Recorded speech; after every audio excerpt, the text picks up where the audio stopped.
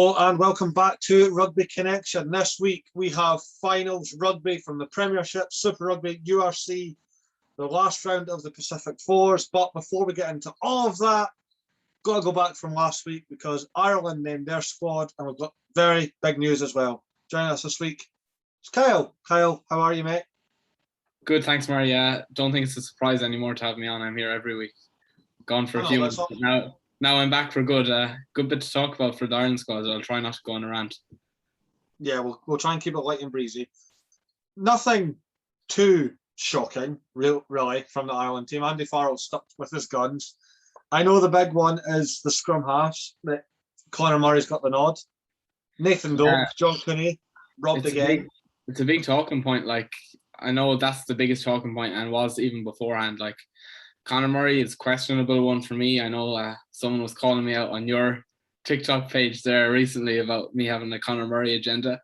Maybe I do a little bit at this stage, but I don't think anyone thought that Andy Farrell was going to pick any different scrum halves. But I think Cooney, like, everyone wants to see him there because he's playing so well, but we know he's not going to be there.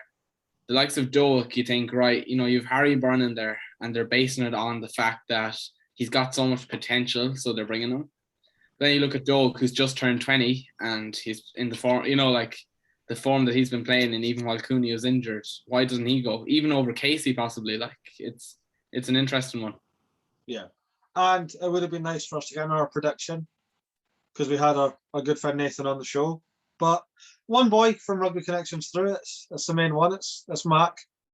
Yeah, I can't complain there. I've got the jersey on to support him, and I'd like to see him start a couple of tests because, you know, it'd be great to see what the form he's in now to play against the All Blacks. But it'll be interesting to see. You have to imagine that Keenan and Lowe are going to be in that back three anyway. So then are you going to have Earls or Hansen?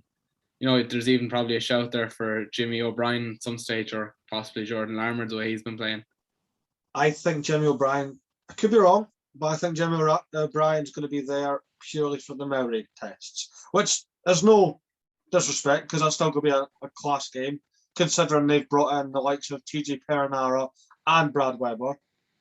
Yeah, that was a good one. Like, you know, Maori All Blacks teams are always good to see, like, and it's nice to see that they're going to play them twice. But TJ and Brad Weber being in, as well as a few other players that they've got in that team, you know, it's going to make it even a bit more competitive. And I'd agree with what you're saying on Jimmy O'Brien, but you never know. He could train really well and find himself into that 23 for a second or third test. Yeah, who knows? But definitely one to look forward to, the test series in New Zealand. But we're moving on to the women's game, and I'm so happy this happened. I was begging for it since the start of the Women's Six Nations. I didn't think it was going to come around this quick, but I'm so glad it did. So if you don't know, the SRU announced last week that all their players are getting essentially full-time contracts until the World Cup, which is a brilliant start. And then the day after, the SRU didn't hold back. They've now put in this new plan to develop the girls' game from 2022 to 2026, upping the investment from 1.3 million to 4.1 million. And after the World Cup, 30, I repeat, 30 full-time contracts are given to the ladies. Yes. You've been calling for it now for ages. Like, I think I remember you having maybe half the episode having a rant a few weeks ago about this. So it's nice to see that it's happened. Like, and it goes to show that they really want to kind of develop the women's game and that they want their women's teams to succeed. And if you want them to succeed, then they have to be on contracts and they have to be playing full time as their job. Yeah, 100%. Because, I mean, I watched the No Women No Try documentary on Prime. How majority of these women have a full-time job and are expected to, like, rest injuries, train professionally, and do games. I don't know how they do it, but fair play to them and well done, SRU. It's about time. That's all. I think that's been the whole story. 100%. Everyone just shared. It's about damn time. So yeah. Moving on, we've got Finals Rugby. Lovely, proper Super Saturday. That 3 trophies up for grabs. We will start with Super Rugby. Crusaders, they are the big fish for a reason. Yeah, it's, I was a bit disappointed, to be honest. Like, you know, Blues were a bit disappointing in the end. Like, you know, everyone expected or everyone wanted Blues to win, I think, at this stage, just for a change. Yeah. And everyone expected Blues to put up a big fight. But Crusaders really looked so dominant, even in that first half, where they didn't put up a lot of points in the first half until Bryn Hall scored that try just before half time. You know, like it was 6-0 for most of the first half. Yeah. And it was looking like Crusaders are really dominating, and they looked like they're probably going to win, but they weren't taking their chances. But in the second half, then, you know, it came together for them a bit more, and really disappointing for the Blues after the season that they've had. Yeah, 100%. But after this game, you cannot tell me Richie Mwanga's not starting for the All Blacks. I've got a bit of bias. I love Bowden Barrett, but I think you're right. Like, Richie has to start. He's had a great season. So has Bowden. But in that final, the two of them came up against each other. Is it the fact that I don't think Bowden played poorly? I think, you know, you can make the argument that the whole team around him didn't play great. But at the same time, when a team loses like that, the 10 comes under a bit of fire. So you have to probably favour Mwanga for that first test anyway. Oh, 100%. And, I mean, Scott Robertson said it himself. He is a franchise player. He compared Richie Mwanga to Steph Curry after the win, which is high praise. And speaking of Scott Robertson, 6 from 6 Super Rugby titles up for him. The commentator said 5 for 5. So it's up to you. Do you count Aotearoa or not? If you do, it's 6. If you don't, it's 5. I'd count Aotearoa, but either way, it's 5 from 5, 6 from 6, 100% win record.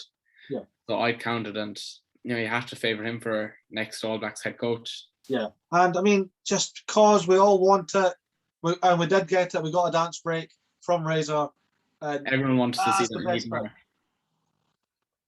But yeah, Crusaders' 13th Super Rugby title. It's crazy. Unreal. I want to see something different next year, though. I'm not being bitter, but I would like to see someone different win it. Even Brumbies, I'd like to see them even go the length. So I prefer, obviously, the Kiwi teams, but could be nice to see someone just different win it for a change. Yeah, I mean, under Robertson, probably not, but never say never. We're going to move to the URC because we had an all South African final. Stormers versus Bulls. Stormers won. The inaugural URC champions are none other than the Stormers, so well done them. Wasn't the best performance, though, for either team, in my opinion. It was a very scrappy.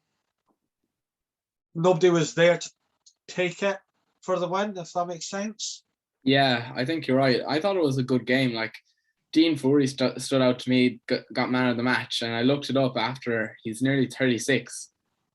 Like, that's insane to be putting in a performance like that. And I don't think anyone expected this really high score and, you know, real skillful game of rugby with two South African teams in the final. But I still think it was good. And there's a big debate now that URC is better than the Premiership. That Premiership team, you know, top 6. I saw a lot of people saying top 6 teams in the URC would beat all of the Premiership teams, which I thought was interesting to say, and that Premiership rugby is kind of fallen and the quality is low. I don't agree with it personally, but what do you think? Don't think the Premiership's got low. I just think everyone writ off the URC for years when it was a Pro 12, Pro 14, Rainbow Cup, whatever the bloody hell it was called before us. And because it's such entertaining rugby, it's just skyrocketed. Doesn't make it better. It just means now all the leagues that we cover are very highly entertaining. Yeah, I'd agree with that. Like, you know, even people said coming in with South African teams that it's going to be poor, but I think it's really paid off well. Like, and the URC bringing them in, you have to credit them because I think it's made the competition really good and a lot more competitive, as we saw. Like, we expected the final to be in Dublin, and if not to be in Belfast, and it ended up being in Cape Town. So nice to see that there's a lot of competition next season with probably 5 teams at least, 6 teams possibly putting their hand up that could challenge for it. Yeah, and it just makes the game a whole lot better. And I mean, Evan Roos, I don't think he scored in the final, but he's an absolute freak of nature.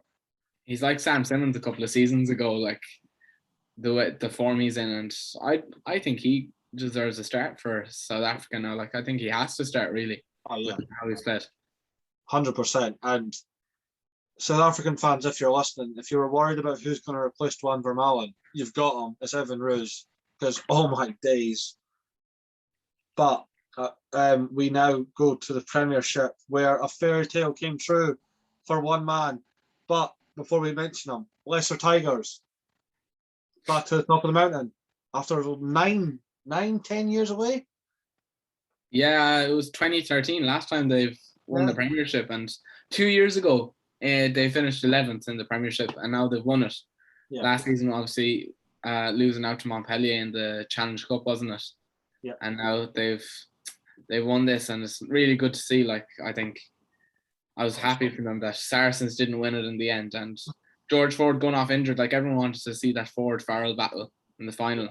Going off injured was a bit worrying for Leicester. But Freddie Burns came on and he really pulled the socks up. And Visa was good. I'd have given man of the match to Freddie Burns. Like, I thought the way he pulled the strings, and that drop goal at the end, like, people calling him a bottler over the years. I think he got sacked by Leicester a few years ago. Yeah. And now he's back again, like, and to win it right at the end, this fairy tale stuff.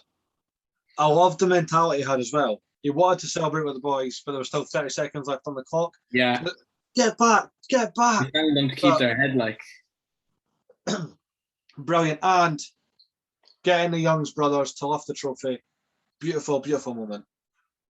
Yeah, it was, and it's tough for Tom Youngs and Ben Youngs as well, and all his kids and family. But it was nice to see them sharing a special moment there on the pitch afterwards. Yeah, 100%. And big shout out to the man behind it all, Steve Borthwick, the first man ever to win the Premiership title as a player and as a coach. Ironically, with Saracens when he won it as a player as well. But, yeah. Afterwards, Freddie Burns slotted the drop goal, and Cameron went up to the coach's box, and I don't know how he wasn't smiling, but he was there. It reminded me of Steve Hansen at times over the years. He was just there, so serious, like. It's like the Kobe Bryant thing, like, what's it to be happy about? Is the game finished? Yeah. It's not done. And I think that's the whole thing about, like you mentioned, Steve Hansen. The job's not finished till the final whistle. Then you can smile. Then you could have a few drinks. Steve Borthwick cried. Proper character break for Steve Borthwick there, because he's proper, like, straight hard man. Yeah. Yeah. But yeah, Leicester Tigers back to the promised land, and we've done a season where Leinster and Saracens have no titles. Yes. Of course, you're delighted with that. I mean, it was nice to see, but could have been a fairy tale for Saracens, winning the championship, then winning the Premiership back to back. No, shush. No, didn't happen.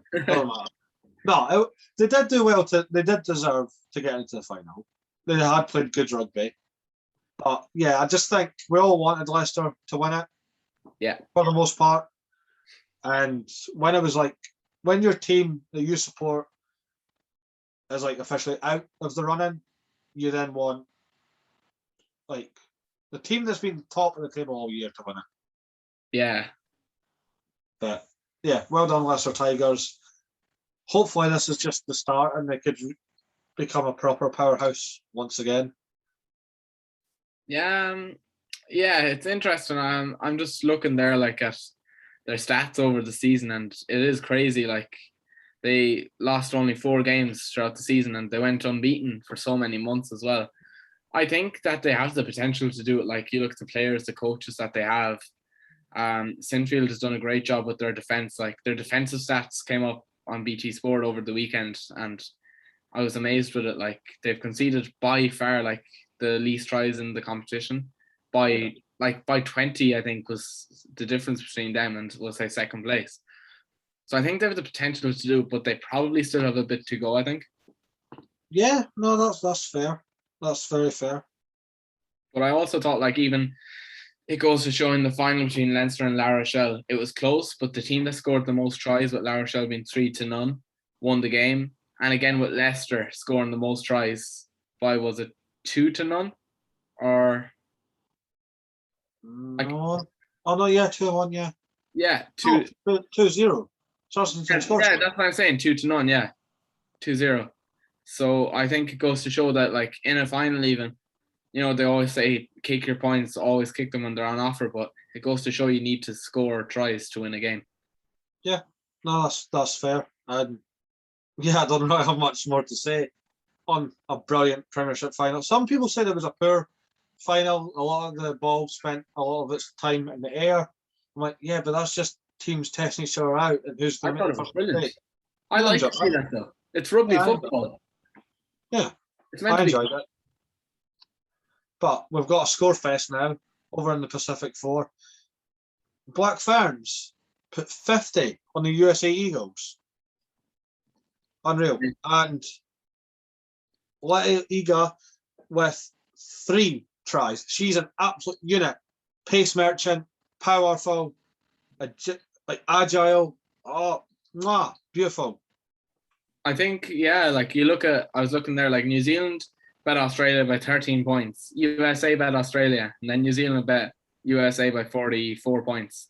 So it's funny how that worked out, like that New Zealand trashed the USA in the end. But I think Australia have been kind of the poorest team in the fact that you'd expect them to have some good players there, and they have a few good sevens players playing for them as well. Yeah. But losing to Canada by a bit and losing to the Black Ferns, and then obviously when they played USA as well, losing out at the end as well. So a bit tough for them. I was just going to say that Canada got a big win over the Wallaroos as well, 22-10. So yeah, don't do the same mistake I did when I first started watching women's rugby. I assumed because like the men's team were so good, the women's team were so. It's not. They're all different games. They're all different sports. It's so different. Like, and you expect it to be similar, but there is kind of Canada 3rd ranked team in the world and USA 7th ranked team in the world. Compared to men, like, it's so much different. But like even Fiji women are down like 21st in the world rankings, and Spain women are really good, really strong. Italy women are pretty good. It's so different. Like, even Holland have a very nice women's setup. Really? Yeah. So they're definitely one to watch as well. Moving back across to the men's game, we had, I call them the Harlem Globetrotters because that's all they are for rugby. Barbarians versus England, 52-21 to the Barbars, who were a man down for the majority of the game. George Cruz, only man to retire with a 100% kicking record and with a back heel. That back heel was a bit cheeky now, to be fair, but I like the one as well where he pushed Antoine Hastoy out of the way. He was like, "I'm taking this kick." Yeah, I love that. Eddie Jones' interview was a bit strange afterwards, but I think it's a bit embarrassing for England. Like, fair enough, very good Barbarians team, but Will Skelton getting a red card in the first half. England really should have done better, and like, it's not like it was a very poor England team. Like, there's still a lot of experience in that team and a lot of really good players. I want you to answer me this though. How does someone get tackled, forward roll, get back up and keep going, and then set up a try? I was about to mention that. Courtney Laws stood next to David Ninayashvili when he rolled and didn't attempt it. He just stood and watched him. He must have done a bit of gymnastics back in the day or something like that. But a nice bit of skill, and it was a bit scrappy, especially in the first half of that game. But nice to see a few intercepts in the game and lots of tries being scored and proper Barbarian style stuff. Like, both teams were out doing team bonding during the week, but Barbarians, maybe the bit of extra beer helped them a bit. Yeah, I think people forget that they don't have a normal squad meeting. They met a week before this and had 1, maybe 2 training sessions. The rest were all social events. Yeah, it's all just like drinking nearly every night. Like, it's just a big piss up when you play for Barbarians. Yeah, sounds good. Sign me up. Will Skelton's red card was nasty though. I thought that was that's like the biggest red card you'll ever see. Oh yeah, some of my boy as well. Some Patrick Schickerling who I praised to high heaven last week. Yeah. Skelton killed him. I did just make a video. I don't know if you've had time to see it yet before we started recording. What is in the water at the StoneX Stadium because Saracens affiliated players have had 5 cards within 2 weeks. So Elliot Daly, Billy Vunipola, and Alex Wazowski all yellow carded for high tackles in the semi-final against Quins. Alan Davies got yellow carded, which should have been a red, in the Premiership final for absolutely murdering Julian Montoya. And then Will Skelton, formerly of Saracens, killed Patrick Schickerlin. Yeah, it's interesting. I didn't think Alec Davies was a red, to be honest. I'm one of no, it was. It should have been. No, I think it was close, but I thought ref got it right on the day, but I think the refereeing, to be fair, in general, over the last few games and the finals of kind of all of them really have been pretty good. Yeah, no, that's a valid point. I want to talk about the myth behind Eddie Jones, because you said his post-match interview was a bit strange. The squad selection's even worse. So Eddie Jones has announced his official squad to go to Australia for the summer series. Ben Earls, Player of the Year, most tackles in the year in the Premiership, not going. Ollie Hassel-Collins has made over 1,000 metres, not going. Caden Murray, for Quins, 15 tries, that's second on the leaderboard, not going. Most clean breaks, yeah, not going. Max Malins, top try scorer of the Premiership, not going.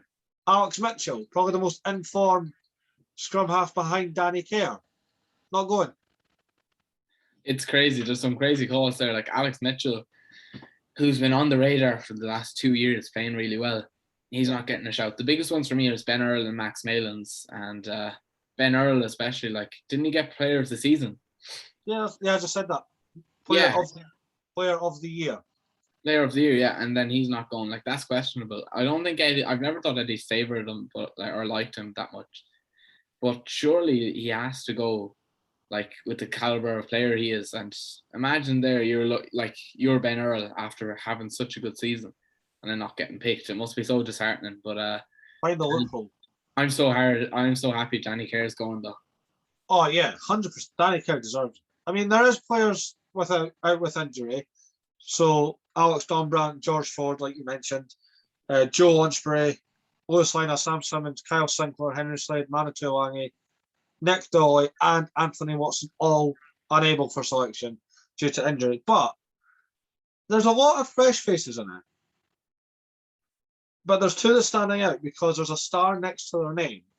So Henry Arundel and Will Joseph, obviously it says uncapped, but there's a star next to them that says apprentice player. That tells me you're not playing them. They're there for a teaching experience. Yeah, I saw that. It's just like a development player role.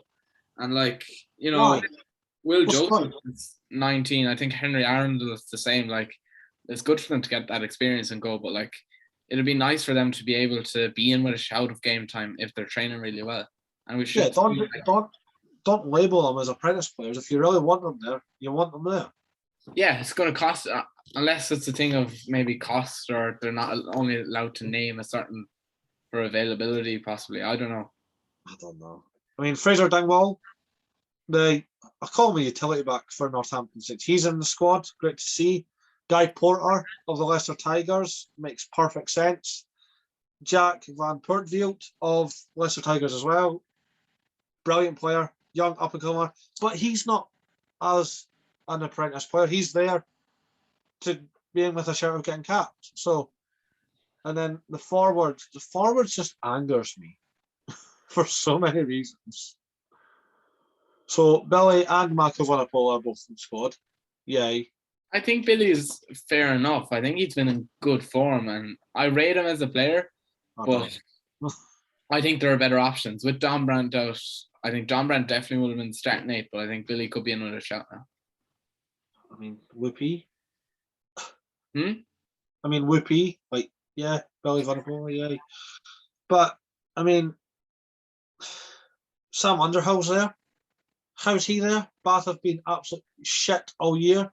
That's a weird one. I think that Eddie Jones just picks some guys that have been good for him in the past and he sticks with them. Now, I think it's really questionable, this team selection, but I'd like to think that like people are saying, oh, no chance of the World Cup with how we're playing.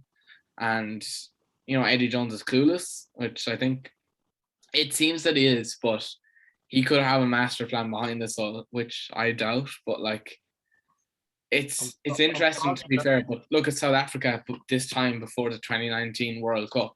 It doesn't mean that they can't win it yet, but they do have to turn things around. Yeah, that's fair. It's just, you used to look at Eddie Jones and be like, nobody's beat England. He made it look very easy when he first got in. And now he's been found out, essentially. But he's too stubborn to change it as well. I think you're right. And that's exactly what happened with Joe Schmidt. So we could see that going down the same route. But there's some options there to replace Eddie Jones as well. But are they going to sack him now or get rid of him before the World Cup? I highly doubt it. They'll not sack him before the World Cup. They've already said that he's leaving after the World Cup. But he meant to do that last time, so I don't know. It's very strange, but hey, we'll talk about it when that time comes, because it's not long till the summer series. We start next week, where we've got Scotland A versus Chile. That'll be fun. Nice, all exciting game. Hope Chile win. Shut up, you. It's possible. You never know.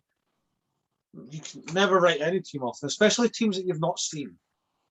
Yeah, that's true. And I think, Chile, like, they're whatever the name of their team was in the South American competition, like, went really well, beating the Jaguares at one stage. And their men's team obviously has been doing really well recently. So you never know. All I'm saying is, people do not come after the coaching staff if Chile was to stun the world. It's not Scotland. Scotland A. As younger lads that probably never touched or even thought about international rugby. Yeah, you're probably right there. Like, people are going to treat it as if it's Scotland, struggling against Chile, which is a pity, like, because even Ireland against the Maoris, it says it's Ireland, but I'm not sure, is it going to be full strength players? Maybe it will be for some of the games, but we're not going to be putting 30 or 40 points on them, that's for sure. They might put on you. It could happen. It could, but the world could end tomorrow as well. Don't say that. Yeah, you're right. But that's all the rugby. We have squad announcements. We've had pro contracts being announced. We've had finals and more finals. And next week, like I said, Scotland A versus Chile, top 14 final. Who's winning? I'll say Montpellier. I'd back Cast finish first, and they're really going for it. Like, obviously, both teams are going for it though. Like, both teams didn't really care about Europe, so interesting. I'd like to see Cast next season compete in Europe though, especially if they win this, because they have the power, or they have the kind of potential to be powerful in that competition. I mean, I don't watch the top 14. That's my issue. I'm just cool. Montpellier, they'll do it. Yeah. Yeah, so, fair enough. I need to watch a bit more of it, to be fair, but I think it can be a good competition at times, but a bit overrated, I think, as well, that people say it's the best competition in the world. It was 6 years ago, but not now. Not now, no. URC is better than top 14. Ooh, that's going to be the one that grabs people. It's debatable. I wouldn't write it off, that's for sure. I mean, we have got another exciting league with our friend Sean. Hello. I'm back with another Major League Rugby update. Scenery isn't as good as last week. There's no World Trade Center behind me, but what there is an American flag, and you can see my Gatorade bottle there. So not quite as good, but come on, it's something. So this weekend, the MLR conference finals were on. So the Eastern Conference final and the Western Conference final. In the Western Conference final last Saturday, the Seattle Seawolves faced off against the Houston SaberCats in the Aviva Stadium in Houston. And Seattle came away with a convincing win, 46-27 win. So they're on to their third MLR final. And they have won the most championships. They've won the first two in 2018 and 2019. There was no winner in 2020. The season was ended after 5 weeks. And then in 2021, the LA Giltinis, they won their title. And we discussed about that last week. There wasn't as much controversy like that this week, more of a standard week in the league. And yeah, the Seattle Seawolves will go on to contest their third final. And actually, one thing I've heard, Seattle Seawolves have not lost a playoff game, so the odds are definitely in their favour coming into the final coming up this Saturday. And then in the Eastern Conference final, the New England Free Jacks, they hosted Rugby New York, formerly Rugby United New York if you've been following the league for a few years, but they're called Rugby New York now. New York came away with a late 24-16 win. It was a comeback win because the Free Jacks were 16-10 up coming into the second half, and then with 15 minutes left, New York scored and was converted. Nehi Milner-Scudder got over and was converted by Jason Emery, so the score was 17-16 to New York. And then New York finished once again. Andrew Coe, Canadian Sevens and Canada winger, scored in the corner with 4 minutes left and was converted by Sam Windsor, and New York won 24-16 in the end. So it's New York, they'll face Seattle Seawolves in the final this coming Saturday, 12 p.m. Eastern Time kickoff, so 7 p.m. UK time. You should be able to watch it on the Rugby Network. If you're in the US, able to watch it on Fox Sports. The venue is yet to be confirmed at time of recording. There are some likely scenarios. Could be played at Hoboken, where Rugby New York play, but there's been some other venues thrown around, but maybe by the time this episode goes live, you may know the venue. Yeah, so New York against Seattle, they'll face off in the final this Saturday, 12 p.m. Eastern Time. Should be a good one. There you go. Sean, with the MLR update, happy boy. That is Rugby United New York are in the final, which we'll also cover next week. So, yeah, happy days. That means I have to watch MLR for the first time ever. I have tried, but I watched it like the first or second season of it, and I'm sitting like, what is this? It's just like just people have got together for like a fun evening at the pitch. Like it's a hot summer's day. Okay, let's go down. Let's try something new. Instead of playing American football, let's play this rugby because it's a similar shaped ball. Change the bloody painting on the pitch though. Yeah, that drives me mental. It drives me mental over here when a football team shares a stadium and you can quite clearly see the lines. Yeah. But no, I think it's developing, to be fair, and I think it could be a good league at some stage because there are some big names in it, but a few things need to develop.